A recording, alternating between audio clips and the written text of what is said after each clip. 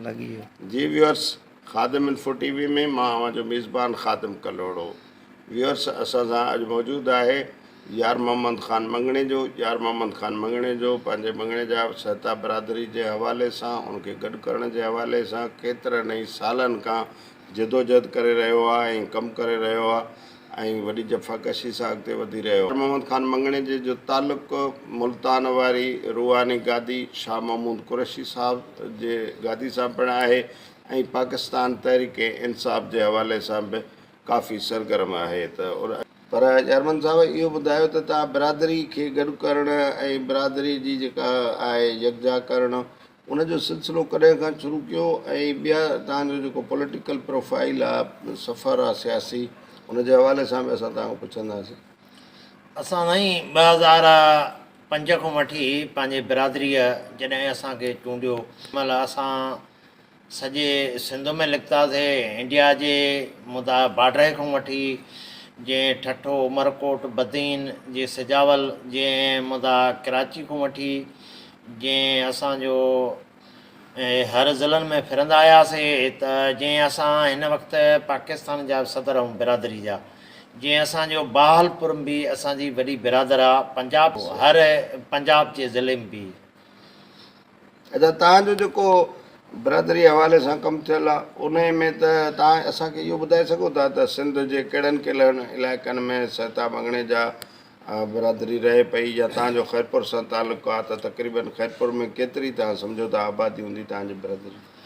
असांखे जेका असां सर्वे कई आहे, असांजी पॉपुलेशन 4 लख खां मथे आहे। इन में असांजो 95-96 हज़ार वोट ख़ैरपुर में कास्ट जेको वोट आहे, जेको PS सूबो दौरो आहे, उन में असांजो 51,000 हिकिड़े ई उन PS ते, जेको इन जेको 210 ते, त तक़रीबन उनजो 60-70 हज़ार वोट आहे जेको इन 210 ते। किंगरी तालुको, किंगरीअ में बि असांजी वॾी पॉपुलेशन आहे, जेको सूबेदारे में बि आहे वॾी असांजी। इन में असांजो गंबट में बि वॾी पॉपुलेशन आहे। असांजी सिटी ख़ैरपुर जेका आहे, ते सिटी ख़ैरपुर में बि असांजी 15-16 हज़ार ते असांजी वोट कास्ट में हिते असांजे सिटी ख़ैरपुर में। अच्छा, जारमन ख़ान असांखे इहो ॿुधायो त तव्हां तहरीक इंसाफ़ खे कॾहिं खां जॉइन कयो आहे, ऐं तहरीक इंसाफ़ जे लाइ तव्हां काफ़ी वॾा प्रोग्राम बि अरेंज कया आहिनि। तहरीक इंसाफ़ ऐं यार मोहम्मद मंगणे जे जो पाण में कहिड़ो तालुक़ु आहे, कहिड़ो कमु आहे? तालुकात आहे, असां रूहानी ऐं जीअं साईं शाह महमूद कुरैशी असांजो मुर्शिद आहे, उहा गादी आहे। जॾहिं असांजो पीपल पार्टीअ में साईं ख़ारजा शाह महमूद कुरैशी हुयो, त असां पीपल पार्टीअ में हुयासीं। जॾहिं असांजो मुर्शिद छॾे वियो, त असां मुर्शिद सां गॾु आहियूं। असांजी जेका असांजी जदोजहद आहे, जीअं हाणे असां तव्हांखे ख़ैरपुर जी पॉपुलेशन ॿुधाईसीं, जीअं असां नौशहर, जीअं असांजी पॉपुलेशन आहे नौशहर ज़िले में 2,21,000 असांजी पॉपुलेशन आहे, जंहिंमें वोट असांजो आहे उन्हनि में नौशहर ज़िले में, उन में तक़रीबन असांजो 62-65 हज़ार वोट आहे असांजो नौशहर ज़िले में। जीअं असांजो सिजावल ज़िलो आहे, सिजावल ज़िले में बि असांजी पॉपुलेशन जेका आहे त 1,65,000 आहे बिरादरीअ जी, जंहिंमें वोट कास्ट आहे उन में 30-35 हज़ार असांजो वोट कास्ट। हैदराबाद आहे त उन में बि असांजो 80-90 हज़ार असांजी पॉपुलेशन आहे बिरादरी। कराची में बि असांजी तक़रीबन पॉपुलेशन 90 हज़ार, 80-90 हज़ार ते असांजी बिरादरी जी पॉपुलेशन आहे। जीअं असांजी शिकारपुर में आहे, त बि असांजी उते पॉपुलेशन 30-40 जे 50 हज़ार जे लॻभॻि आहे। जीअं असांजी नवाबशाह में आहे, त बि 15-16 हज़ार जी असांजी बिरादरी जी पॉपुलेशन आहे। जीअं असांजी हर ज़िले में, जीअं मटियारीअ में आहे, त बि उते असांजी 10,000-12 हज़ार असांजी पॉपुलेशन आहे। असांजी जीअं उमरकोट में आहे, त बि असांजी उन्हनि उमरकोट में बि असांजे बिरादरीअ जी, जीअं मीरपुर ख़ासि डिवीज़न में, उते बि असांजी 10-15 हज़ार पॉपुलेशन आहे। हर ज़िले में असांजी पॉपुलेशन, जीअं पंजाब में असांजी पॉपुलेशन आहे, बहालपुर में असांजे बिरादरीअ जी, उते बि असांजी 30-40 हज़ार असांजी बिरादरीअ जी पंजाब में बि पॉपुलेशन आहे। यकीन आहे त असां हिन चकर पंहिंजो हिसो वठंदासीं असांजी जंहिं असां थी आहे त 4 जेके सीटूं आहिनि असांखे खैरपुर में, जेके असां जूं जंहिं सिजावल में 2, जे नवशहरे में असांजी 3 जी कोशिश आहे, जेका असांखे ख़ातिरी कराई वई आहे त 2 तव्हांखे सीटूं मिलंदियूं हुते। ॾिसो असां धरती धणी आहियूं, असां जेका 15-16 साल जिदोजहद कई आहे, अॻे बि इन 217 ते मां MNA ते सीट विड़ी चुकियो आहियां सूबे देरे में, जंहिं अॻु हाणे बि PS 30 PTI जे तरफ़ां मां उन ते इलेक्शन ते बीठो हुउसि। सो इनशा ताला असां सां सॼी बिरादरी पंहिंजी गॾु आहे। सो असांजे बिरादरीअ में छा आहे त 20-25 हज़ार असांजूं डिग्रियूं कयूं वेठा आहिनि, उहे असांखे धिकियो वियो आहे। जो असां जो धरती असांजी 2 हिसनि में जेका विराई थी वञे, जेका ज़रदारी विराए थो, असांखे पक आहे त असां धरती दाणी जेके बि सिंध जा वारस आहिनि उहे असां सां गॾु थी निकिरंदा। अच्छा, ही जेका शहबाज़ शरीफ़ वारे गवर्नमेंट जो सेटअप आहे इहो केतिरो अर्सो हलंदो? इन खां पोइ जेकॾहिं को तकड़ियूं आम चूंडूं थियनि थियूं त उन में जेको आहे सिंध में PTI जी छा सूरत हाल हूंदी, कीअं पोज़ीशन हूंदी? साईं, इहा आहे नवंबर महीनो 11 महीने ते इहा बादशाही हली सघे थी, इन खां ख़तमु थी वेंदी।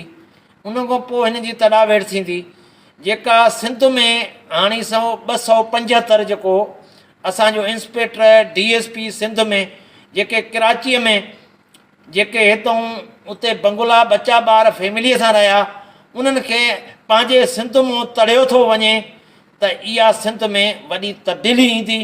सो हिननि जो जेको PPA जो वजूद ई न रहंदो, ज़रदारीअ जो अंदरूनी सिंध में जेके PPA सां गॾु जेके असांजा अंदरूनी सिंध जा जेके MNA MPA उहे बि छॾे साईं शाह महमूद कुरैशीअ सां गॾु थींदा। उनजो इनशा ताला कमिटमेंट थी चुकियो आहे। अच्छा, कराचीअ में बि इमरान ख़ान जेको आहे जलसो करणु अचे पियो, उन खे तव्हां कीअं पिया ॾिसो? तव्हां इहो जलसो बि कामयाबु थींदो जो दुनिया ॾिसंदी, जलसा अहिड़ा कामयाबु थींदा जो वज़ीर आज़म इमरान ख़ान खे, साईं शाह महमूद कुरैशीअ खे अवाम सिंध जो चाहे छो नज़र उन ॾे ई आहे। ऐं साईं शाह महमूद कुरैशी इहा शइ कंदो जशन थींदी त हिननि जो MQ वारनि जो इमरान ख़ान शाह महमूद कुरैशी नाव निशान ख़तमु कंदो, जो वरी हे कॾहिं इलेक्शन लड़ण जहिड़ा कराचीअ में MQ में न थींदी। हर इन ई प्लेटफॉर्म ते तव्हां सियासी सिंध जो ॾिसो त हिकिड़े ई ख़ानदाने मां 30 सालनि खां वठी उन्हनि मां 3 माण्हू 2 MNA MPA उहे ई थींदा था हलनि। ग़रीब जेको आहे असांजी बिरादरी आहे उहा उते ई पहुचे थी, जेके धरती धणी वारस आहिनि उहे उते ई मुदा हेठि उन में ग़रीब लोड़ींदा था वतनि, जेके MNA MPA उन जा पुट बचा ॿाहिरि था पढ़नि, उन्हनि जा पंहिंजा बंगला, उन्हनि हिते सरकारी बनियूं बि उन्हनि पंहिंजा कूड़ा खाता ठाहे उन में 300 एकड़ 4 एकड़ जेके MNA MPA उन्हनि पंहिंजियूं बनियूं ठाहे छॾियूं। तव्हां उन्हनि जी प्रॉपर्टी ते ॾिसो, हाणे चवनि था नेब खे ख़तमु कनि। नेब कीअं ख़तमु थींदी? नेब जॾहिं हे केस जॾहिं नवाब शरीफ़ ऐं PP हिक ॿिए ते इल्ज़ाम ठाहींदा त नेब बि ते हिकिड़ी उन शहबाज़ शरीफ़ वारनि ठाही। नेब जेका ठाहियूं त उहा हिकिड़ी नेब त सुठा उन अलाए केतिरा अरब उन्हनि डॉलर जेके आहे उहे खज़ाने में जमो कराया आहिनि।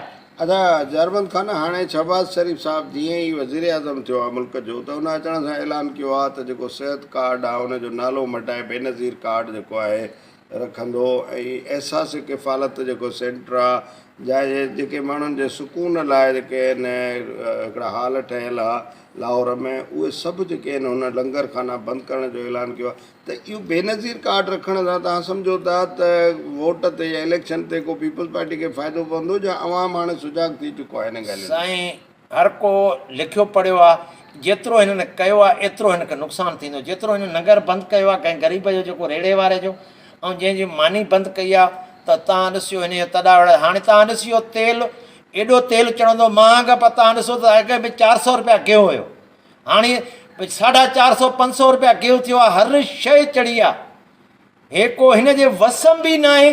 खा मखा ॾिसे थो त हिन ऐलान कयो त हिकिड़े खे ₹1,00,000 पघार मिले पियो, उनखे चए 10% वधाए ॾियो, 10% उहा समिरी हिन जी वापसि आई। तव्हां महांग पत ॾिसो त छा थी उहा मिले। तव्हां सौज़ी ॾिसो, खंडु चढ़ी वई, तव्हां महीनो हे छॾियो, महीने में हुनजो हाल छा थींदो? तव्हां महीने ॿिनि सभु शइ सूरत हाल तव्हांजे अॻियां अची वेंदी। साईं जीअं 88 जो सैलाब हुयो जी बेनज़ीर वारो, तव्हां ॾिसो शाह महमूद कुरैशी इमरान कारान 88 वारो जंहिं महिल 23 में इलेक्शन थी, जनवरी में थी, या हिन साल में आख़िर जंहिं महिल बि थी। जंहिं महिल थी त सैलाब ॾिसंदो। तव्हां ॾिसो 25% हिते सिंध में गौस जी जमायत आहे, साईं जा शाह महमूद कुरैशी जी गादी आहे, जेका हुन जी 800 साल खां अॻु में साईं जो हिते वास्तो आहे सिंध सां। जॾहिं हिंद सिंध न हुई तॾहिं शाह महमूद कुरैशी हिते क़ाइमु आहे, सो हुन जा वॾा। सो इनशा ताला हिते जंहिं महिल 25% ॿिया माण्हू 50% इहो मां तव्हांखे यकीन थो कयां सिंध शाह महमूद कुरैशी सॼी सिंध मां खणंदो। व्यूअर्स सतावंजाह जा बिरादरी जे सदर ऐं PTI जे जेको आहे सरगर्म अॻवान यार मोहम्मद मंगणे जे साहिब जूं तव्हां ॻाल्हियूं ॿुधियूं। सिंध मोहम्मद ख़ान मंगणे जे जी इहा अॻकथी आहे त 2022 खां अॻिते शहबाज़ शरीफ़ जी गवर्नमेंट सर्वाइव करे न सघंदी ऐं 11 महीने खां पोइ कंहिं बि वक़्तु आम मुल्क में आम इलेक्शन थींदियूं। असां त ॾिसूं यार मोहम्मद मंगणे जे साहिब जूं जेके ॻाल्हियूं आहिनि, जेके अॻकथियूं आहिनि, उहे केतिरो जेके उमेदूं आहिनि उहे केतिरे क़दुरु पूरियूं थियनि थियूं। पंहिंजे मेज़बान ख़ादिम कलोड़ खे ॾींदा इजाज़त ऐं गॾोगॾु असांजे ख़ादिम इंफो TV खे लाइक कंदा, सब्सक्राइब कंदा ऐं पंहिंजे दोस्तनि सां शेयर कंदा। पंहिंजो ऐं पाड़े वारनि जो ख़्यालु रखिजो। अल्लाह हामी व नासिर।